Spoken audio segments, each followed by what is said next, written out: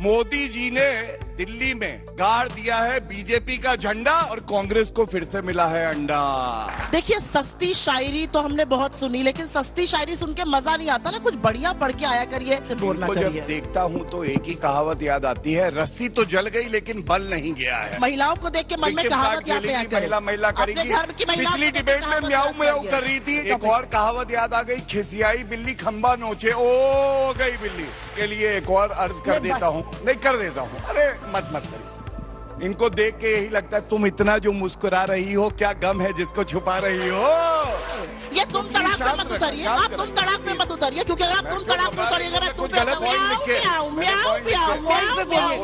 अगर इनके सबसे प्रबल सहयोगी असीदुद्दीन ओवैसी एमएम वाले नहीं होते तो ये चारों खाने चित्त हो जाते। दिल्ली जीते यहाँ पर कौन ओवैसी है, हरियाणा जीते वहाँ पर कौन ओवैसी है। अंजना जी बात सुनिए, कांग्रेस पार्टी पर भी तो चिंता कीजिए। तो जैसा कि आप अभी जानते हैं, प्रधानमंत्री नरेंद्र मोदी के बिहार दौरे से पहले बिहार की सियासत में उफान देखने को मिल रहा है। एक तरफ तेजस्वी यादव ने पीएम मोदी और बीजेपी के नेताओं पर कुछ इस प्रकार से हमला बोला, तो वहीं दूसरी ओर एनडीए ने फिर से सत्ता में वापसी के लिए किलेबंदी शुरू कर दी है। इस बीच बिहार सरकार में मंत्री विजय चौधरी ने बिहार में समय से पहले विधानसभा चुनाव होने के संकेत दिए हैं, तो वहीं इसे लेकर विपक्ष भी पूरी तरह तैयार दिख रही है और इन्हीं मुद्दों को लेकर डिबेट हो रही होती है। तभी गौरव भाटिया सुप्रिया श्रीनेत को दिल्ली चुनाव में मिली करारी हार पर जमकर आना दिखाते नजर आते हैं, तो वहीं सुप्रिया श्रीनेत भी तंज कसने की कोशिश करते हैं, जिसे लेकर दोनों के बीच में काफी नोकझोंक देखने को मिलती है। इस बीच सुप्रिया श्रीनेत की बेतुकी बातों पर अंजना कश्यप द्वारा भी करारा जवाब देखने को मिलता है, जिसे हम आज की इस वीडियो में देखेंगे। दिलचस्प ये भी है कि नीतीश कुमार वैसे तो वो खुद भी अपने ऊपर चुटकुला कर लेते हैं कि अब कहीं नहीं जाऊंगा, लेकिन देखिए आरजेडी वाले अभी से कह रहे हैं कि वो इसलिए नहीं गए थे स्वेरिंग इन में दिल्ली में क्योंकि उनको तो हम अपनी तरफ ला रहे हैं, इधर ला रहे हैं। अब बीजेपी की धड़कनें कितनी तेज होंगी, नीतीश कुमार कितने बड़े फैक्टर है, और जो जीत का सिलसिला है, चाहे वो हरियाणा हो, महाराष्ट्र हो, क्यों बीजेपी को लगता है कि दिल्ली के बाद हम बिहार जीतेंगे। देखो नमस्कार, क्यों लगता है कि भारतीय जनता पार्टी और एनडीए की सरकार बिहार में भी बनेगी? तो मैं एक बात कह दूं, जो असंभव को भी संभव कर दे वो व्यक्ति नरेंद्र मोदी जी है। तो अब तो बिहार में हमारी सरकार है। और याद रखिए, मुझे याद है सब कहते थे तीसरी बार मोदी जी कैसे लोकसभा चुनाव जीतेंगे, 62 साल में नहीं हुआ, असंभव को संभव कर दिया। एक हैट्रिक और लगी, हरियाणा जीते, महाराष्ट्र जीते और अब दिल्ली जीते। और ये कहना गलत नहीं होगा, दिल्ली के संदर्भ में मोदी जी ने दिल्ली में गाड़ दिया है बीजेपी का झंडा और कांग्रेस को फिर से मिला है अंडा। अब दूसरी बात बिहार के संदर्भ में कर लेते हैं। देखिए, हम सबको याद है किस तरह से जब लालू प्रसाद यादव मुख्यमंत्री हुआ करते थे तो आरजेडी को क्या कहा जाता था? आर से रंगदारी, ज से जंगल राज और ड से डकैती। मारुति का शोरूम लूट लिया जाता था क्योंकि घर में शादी है और जानवरों का चारा खा गए। भैंस भी कहती है मेरा चारा नहीं छोड़ा, तो ये इंसानों को क्या छोड़ेंगे। और अब नीतीश कुमार जी हैं जिनका राजनीतिक जीवन 4 दशक का, लेकिन कोई भ्रष्टाचार का आरोप नहीं लगा सकता है।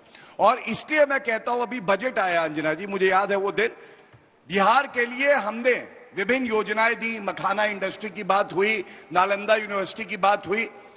इन लोगों ने कहा, लालू प्रसाद यादव भी बोले, देखिए चुनाव आ रहे इसलिए बिहार के लिए कर रहे। नहीं भैया, ये मोदी जी हैं, ये भारत को आगे बढ़ाने के लिए ही आए हैं और अगर दम है तो रोक सको तो रोक के दिखा दो, रुकने वाले नहीं हैं। सुप्रिया जी ने जी चुके आपकी पार्टी पर हमला बोला, आप एक जवाब दीजिए, फिर मैं जाऊंगी मृत्युंजय जी के पास। वो कह रहे हैं आपके क्या चांसेस हैं दिल्ली में अपनी स्थिति देखिए, और आपका स्ट्राइक रेट बिहार के विधानसभा में पिछली बार 27% था, उनका 54% था, 7 लड़े थे आप लोग चुनाव।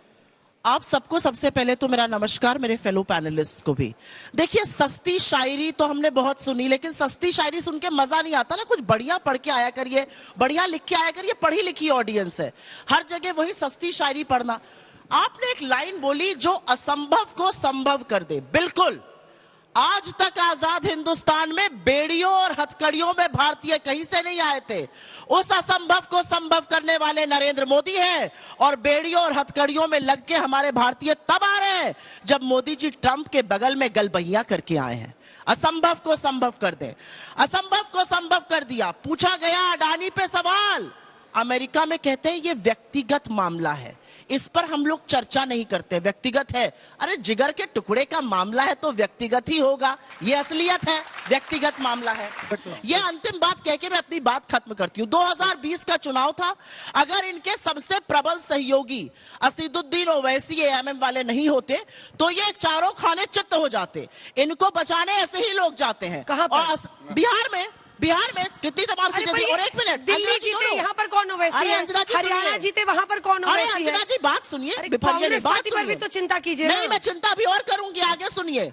असलियत यह है कि चुनाव के अंत में इन्होंने सरकार जरूर बनाई बिहार में, लेकिन हमारे गठबंधन में और इनके गठबंधन में 12,500 के वोट का डिफरेंस था। वो सारा पटेगा और ये बाहर जाएंगे, ये मैं आपको बोल रही हूँ। छोटा सा जवाब, उसके बाद सत्यप्रकाश जी के पास। देखिए, सस्ती शायरी नहीं भाई, अच्छा कुछ लिख के लाए तो पढ़िए, सस्ती शायरी से बोर ना करिए। जब देखता हूं तो एक ही कहावत याद आती है, रस्सी तो जल गई लेकिन बल नहीं गया है। महिलाओं को देख के आपके मन में कहावत याद आती है?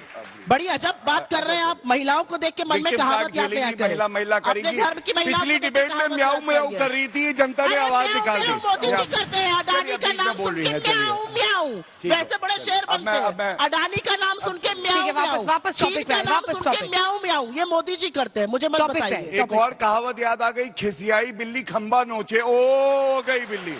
बस चलिए, बस हो गया। आपके घर की महिलाएं बिल्ली लगती है आपको? आप बताइए। आप अगर उन पर मुहावरे सुनाएंगे। उन्होंने सस्ती शायरी से शुरुआत करी, आपको पता है? शायरी पढ़ रहे, कोई जयशंकर प्रसाद थोड़ी पढ़ रहे जो बोलूंगी, कोई दुष्यंत कुमार थोड़ी पढ़ रहे हैं, कोई रामधारी सिंह दिनकर थोड़ी पढ़ रहे हैं। ठीक, पढ़ रहे सस्ती शायरी। एक इनमें से एक कवि का नाम बता दे ढंग से। इनके लिए एक और अर्ज कर देता हूँ, नहीं कर देता हूँ। अरे मत करिए। इनको देख के यही लगता है, तुम इतना जो मुस्कुरा रही हो, क्या गम है जिसको छुपा रही हो? शांत शांत। मैं बताती हूँ आपको, मैं बताती हूँ आपकी बारी में, मैं बताती हूँ। घबरा रही हो? ये जो सस्ती, नहीं, ये तुम तड़ाक में मत उतरिए, आप तुम तड़ाक में मत उतरिए, क्योंकि अगर आप तुम तड़ाक में उतरिएगा मैं तुम गलत नहीं बोला।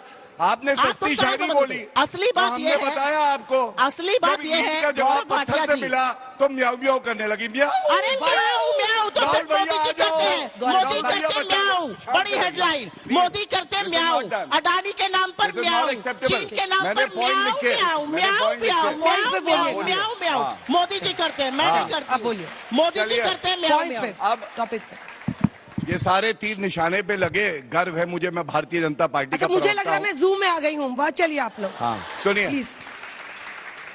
असंभव को जो संभव करते वो मोदी जी हैं। घर से इसलिए कहता हूं, राम मंदिर नहीं बनाएंगे, हमने राम मंदिर बनाया है, मोदी जी ने संभव किया। अनुच्छेद 370 70 साल छू नहीं पाए, नरेंद्र मोदी जी ने उखाड़ के फेंक दिया।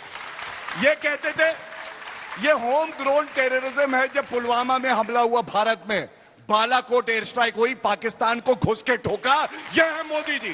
पहले जान लो, मोदी जी वो है जो दूसरों की लकीरें मिटाते नहीं हैं, वो अपनी लकीर लंबी करते हैं। और इसीलिए मैं कहता हूं, जो असंभव को संभव करते हैं वो मोदी जी है।